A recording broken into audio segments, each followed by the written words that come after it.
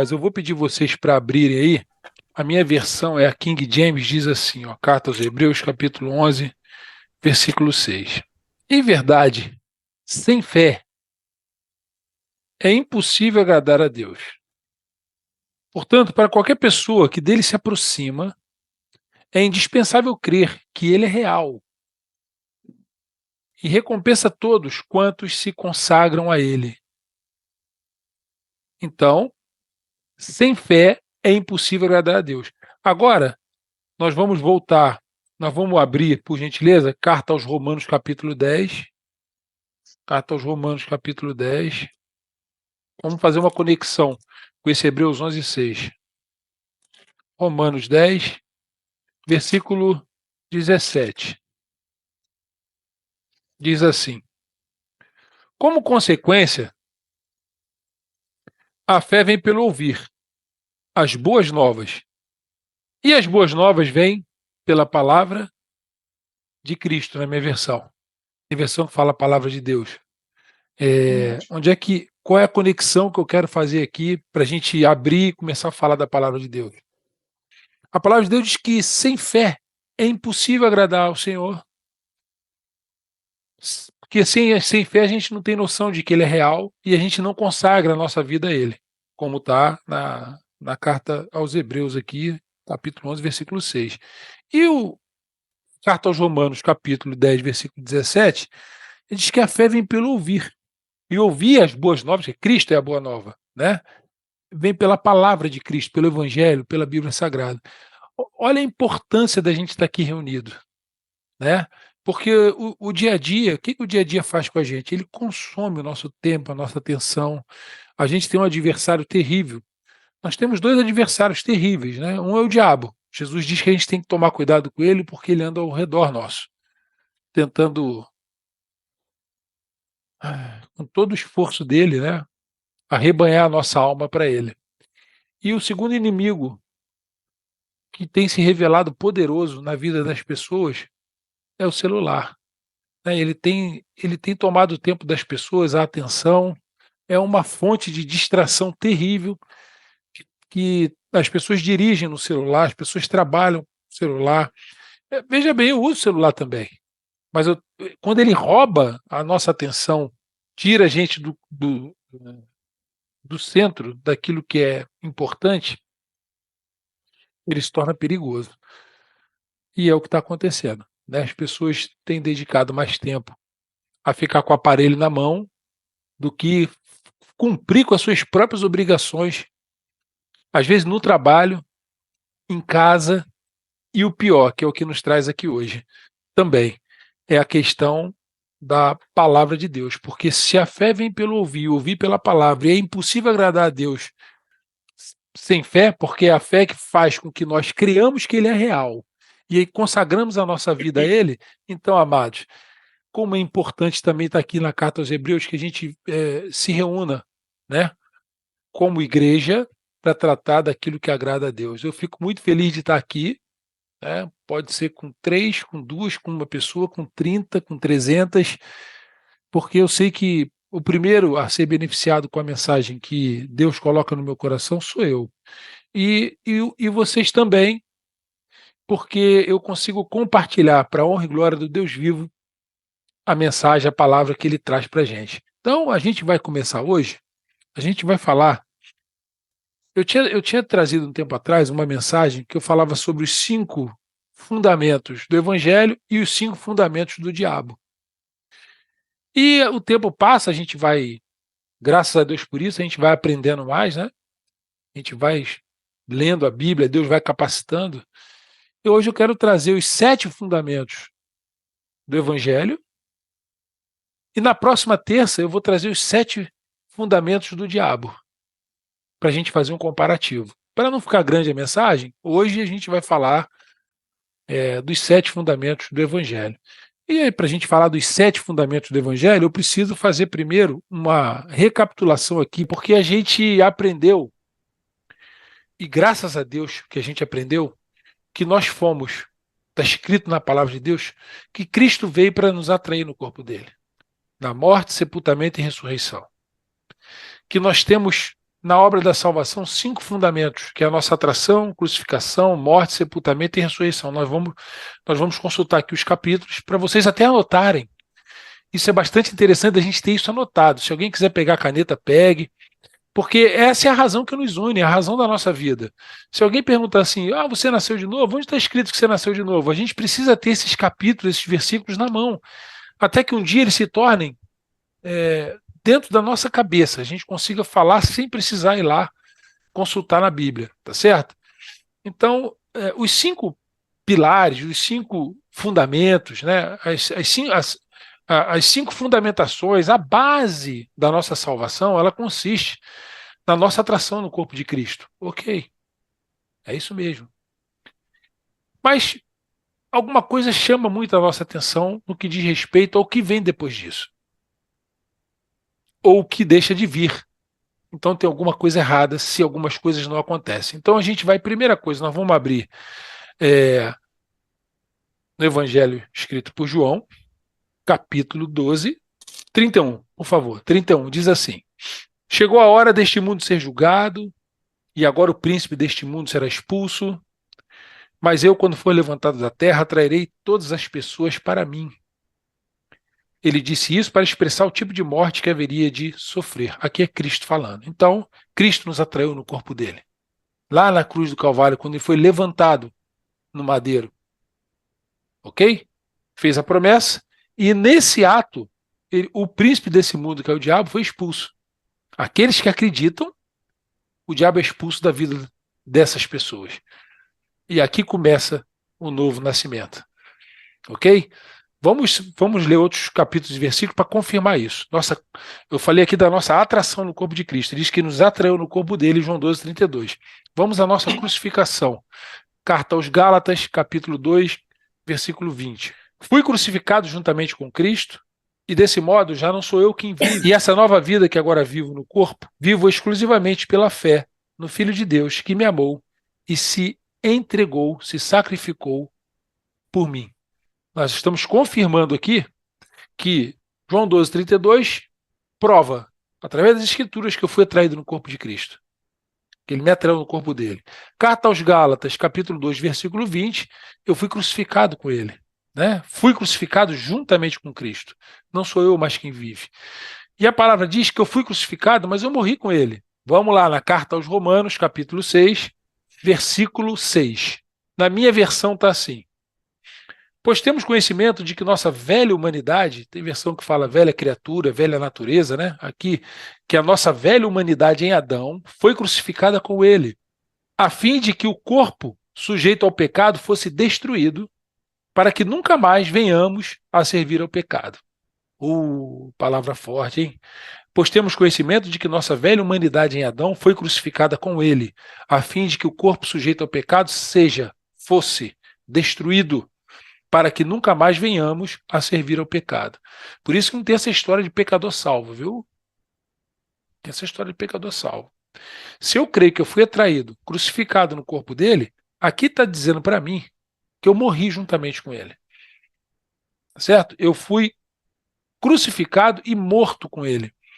Por que eu fui morto juntamente com ele? Porque a minha velha natureza precisava morrer. Então eu fui atraído no corpo dele, crucificado, morto, e na morte, a minha velha natureza, ela foi extirpada, tirada do meu corpo, e eu ganho uma nova vida, porque eu fui sepultado juntamente com Cristo e ressurreto juntamente com ele. Então agora vamos ver o sepultamento, quer dizer, passei pela morte em Romanos 6,6, agora eu vou para o sepultamento juntamente com Cristo. Eu usei o mesmo Romanos 6 que a gente leu, né, como referência aqui. Não é esse, tá? Então Romanos 6, de sorte que fomos sepultados com ele pelo batismo, versículo 2 vai até o 6, né? De sorte que fomos sepultados com ele pelo batismo na morte, para que, como Cristo foi ressuscitado dentre os mortos pela glória do Pai, assim andemos nós também em novidade de vida. Porque se fomos plantados juntamente com ele na semelhança da sua morte, também o seremos na da ressurreição.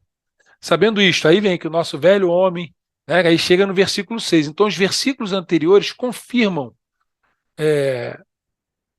essa afirmativa de que nós fomos, juntamente com Cristo, sepultados, cumprindo, né, a atração, crucificação, morte, sepultamento e ressurreição. A segunda carta aos Coríntios 5:21 diz assim: Deus, na minha versão, que é a King James, Deus fez daquele que não tinha pecado algum a oferta por todos os nossos pecados, a fim de que nele nos tornássemos justiça de Deus. Então, por que nós fomos atraídos, crucificados, mortos, sepultados juntamente com ele? Para que nós, através desse processo, que é mistério, né?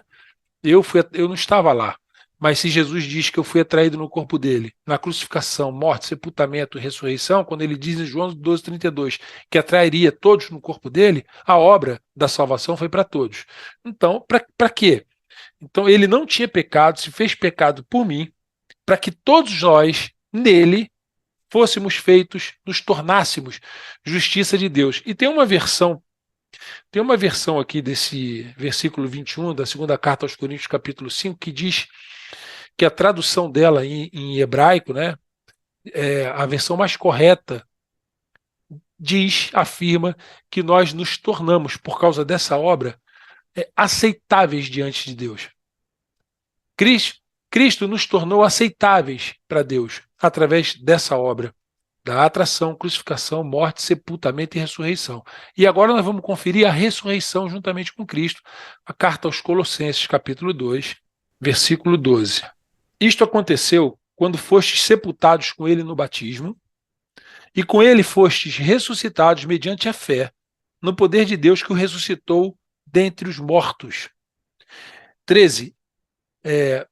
E a vós outros que estavam mortos pelas vossas transgressões e pela incircuncisão da vossa carne, vos deu vida juntamente com ele, perdoando todos os vossos pecados. 14. E cancelou a escrita de dívida que consistia em ordenanças e que nos era contrária. Ele a removeu completamente, pregando-a na cruz. Então, o ato da nossa atração, crucificação, morte, sepultamento e ressurreição no corpo de Cristo, a gente confere João 12:32, carta aos Gálatas 2:20, carta aos Romanos, capítulo 6, você pode pegar desde o versículo 2 até o versículo 6, que ali você vai ver que você foi morto e sepultado com ele.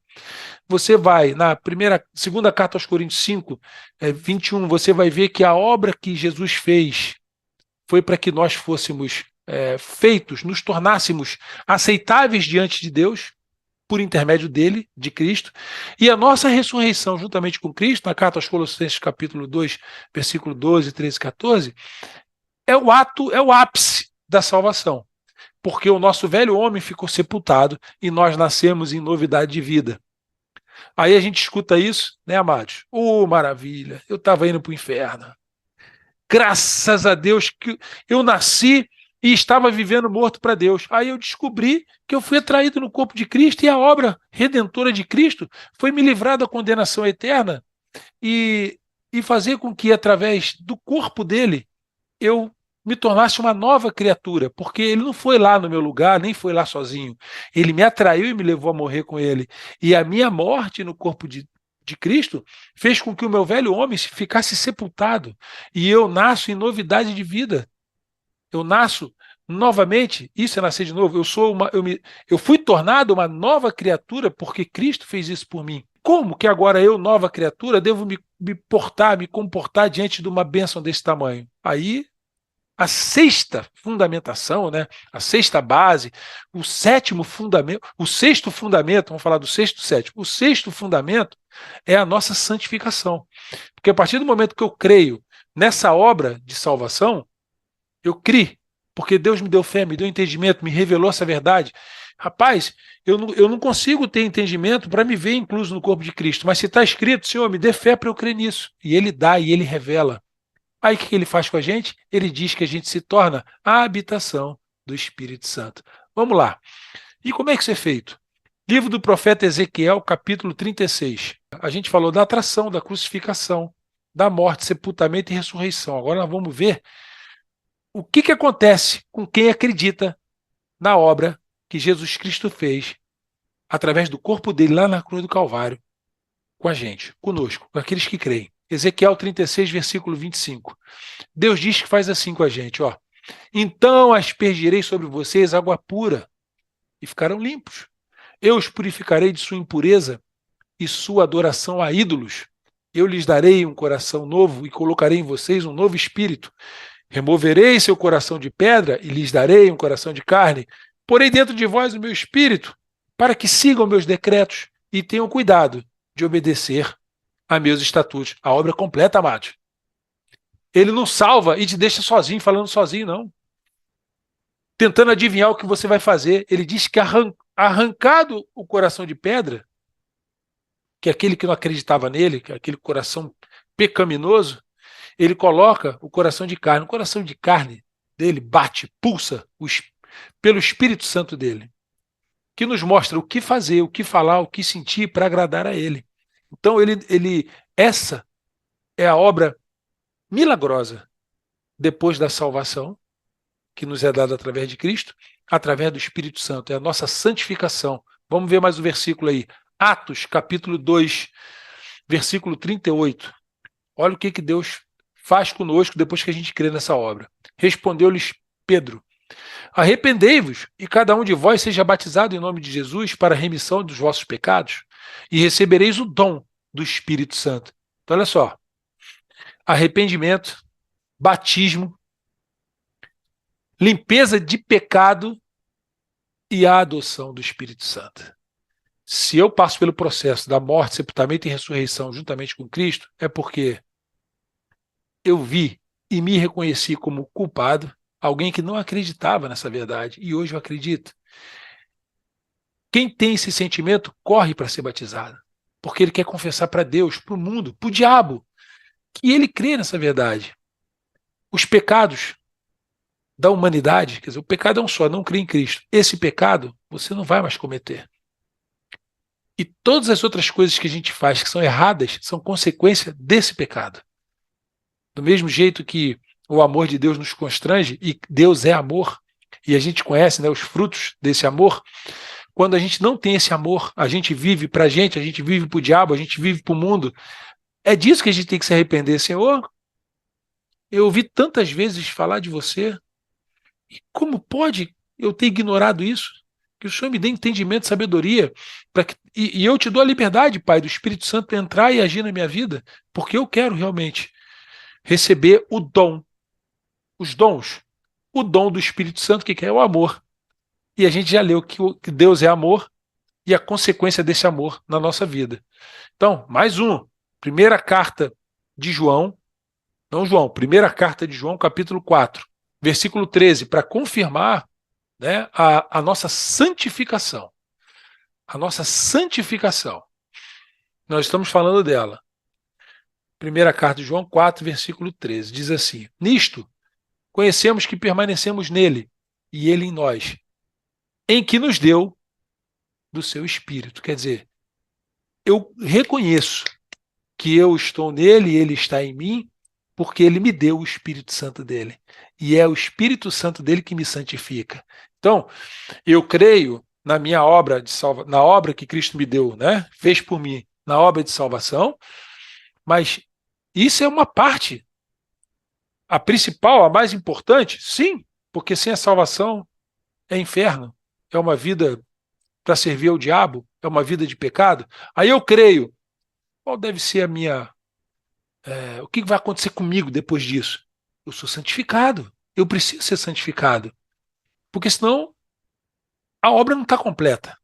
É impossível a pessoa acreditar nessa palavra, nessa verdade, e ela não ser santificada, porque é promessa. Nós estamos lendo versículos que são promessas. Fui atraído, crucificado, morto, sepultado, ressuscitado com Cristo. Promessa da salvação. E agora? Eu sou santificado. Depois nós vamos partir para a frutificação, vamos ver mais alguns versículos para fechar, né, esses 7 fundamentos do Evangelho. Primeira carta aos Coríntios, capítulo 3. A partir do versículo 16 diz assim: não sabeis que sois santuário de Deus e que o Espírito de Deus habita em vós? Se alguém destruir o santuário de Deus, Deus o destruirá, porque o santuário de Deus, que sois vós, é sagrado. Amados, ele manda o Espírito Santo para habitar em nós. Nós somos santuário do Espírito Santo. Nosso corpo é sagrado, a gente precisa honrar ele.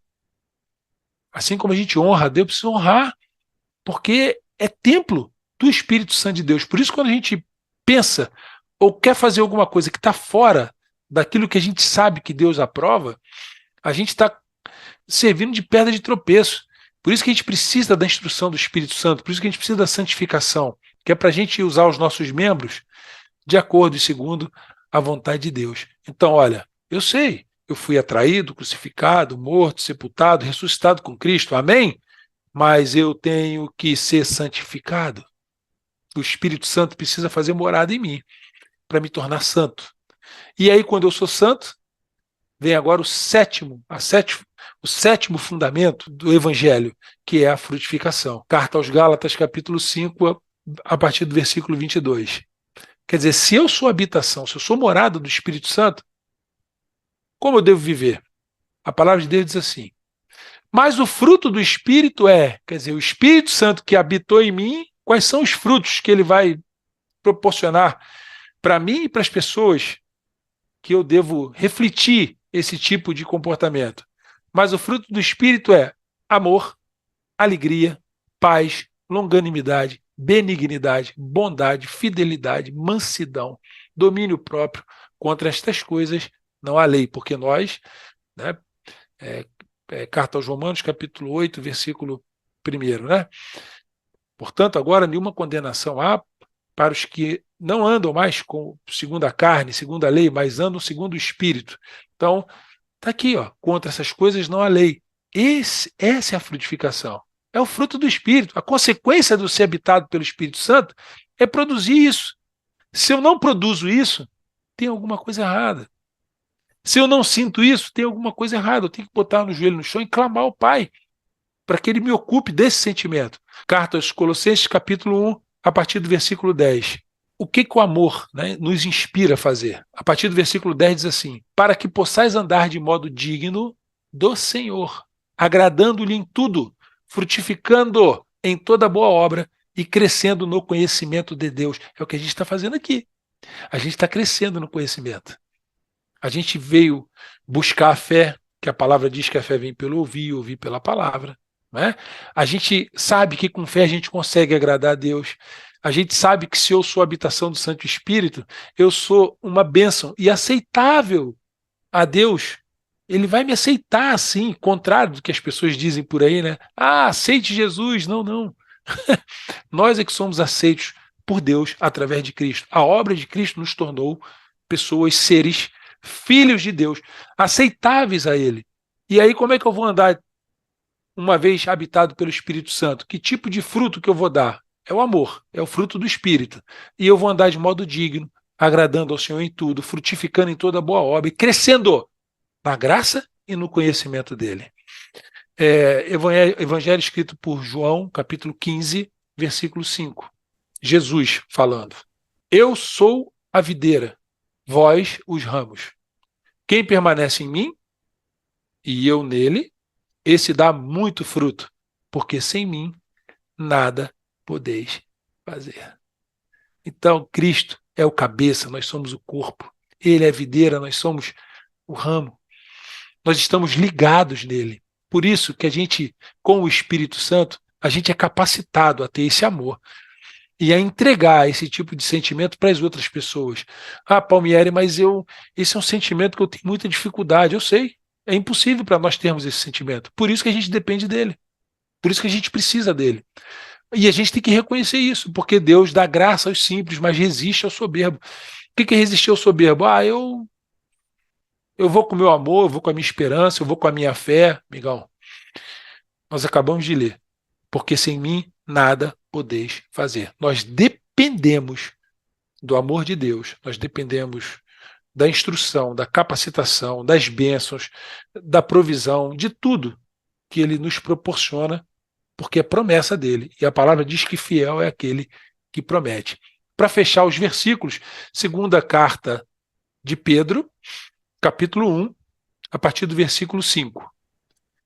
Por isso mesmo, vós, reunindo toda a vossa diligência, associai com a vossa fé a virtude, com a virtude o conhecimento, com o conhecimento o domínio próprio, com o domínio próprio a perseverança, com a perseverança a piedade, com a piedade a fraternidade, com a fraternidade o amor, porque estas coisas, existindo em vós e em vós aumentando, fazem com que não sejais nem inativos, nem infrutuosos no pleno conhecimento de nosso Senhor Jesus Cristo. Opa!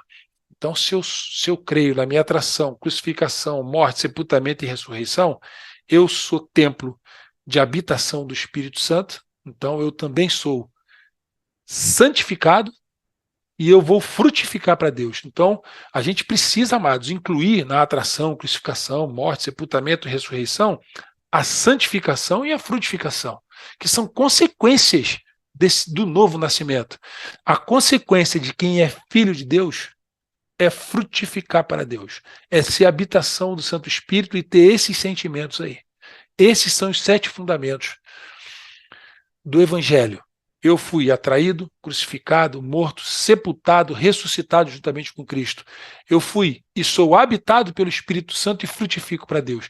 Se você diz que é filho de Deus, se você diz que tem relação com Deus, pertence à família real, povo santo, é membro do corpo onde Cristo é o cabeça, você tem que ter esse sentimento. Você tem que ter essas atitudes. É isso que está escrito, que nós temos que ser. Ah, mas eu não sou assim, Palmé. Deus olhou lá de cima, viu aqui embaixo que não tinha um justo. Não tinha um sequer. Ninguém pode ser assim. Ninguém consegue ser assim. Por isso que a gente depende da habitação do Espírito Santo para que nós frutifiquemos para Deus. A gente toma conhecimento do que ele fez por nós através de Jesus Cristo na cruz do Calvário, nos atraindo no corpo dele, nos levando a morrer com ele, sermos ressuscitados com ele, mas ele diz que manda o Espírito Santo.